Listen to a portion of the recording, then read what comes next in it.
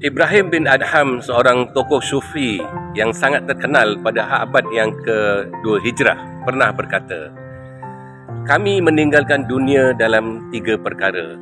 Kami meninggalkan dunia dalam 3 perkara.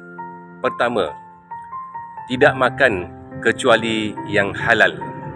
Yang kedua, tidak berkata kecuali yang benar. Dan yang ketiga, tidak beramal kecuali yang ikhlas." Jadi sahabat, Ibrahim bin Adham mengingatkan kita bahawa pertama, kita hendaklah pastikan rezeki yang kita dapat, sama ada daripada pendapatan kita bekerja, berniaga dan sebagainya, hendaklah daripada sumber-sumber yang halal. Hendaklah daripada sumber-sumber yang halal. Dan hendaklah kita elakkan sama sekali daripada sumber yang kita dapat dengan penipuan, penindasan, rasuah, penyalahgunaan kuasa, mengambil hak orang dan sebagainya. Kerana ada satu hadis yang diriwayatkan oleh Imam At-Tirmizi, Rasulullah bersabda yang maksudnya, setiap daging yang tumbuh dari yang haram, maka neraka lebih utama baginya.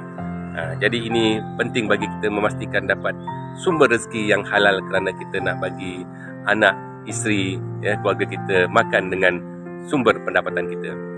Yang kedua, tidak berkata kecuali yang benar.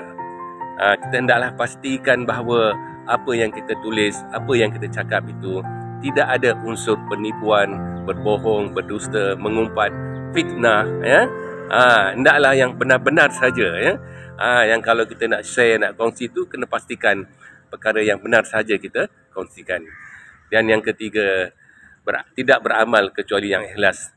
Ini mengingatkan kita bahawa setiap amalan yang kita buat, setiap ibadat yang kita buat, hendaklah dilakukan dengan ikhlas.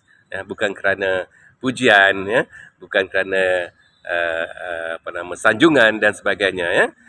Jadi ringkasnya, Ibrahim bin Adham mengingatkan kita bahawa kalau kita hendak hidup bahagia dunia dan akhirat, pertama, hendaklah kita pastikan sumber rezeki kita halal. Yang kedua, kita hanya berkata yang benar saja. Yang ketiga, beramal atau beribadat dengan ikhlas. Jumpa lagi. Terima kasih.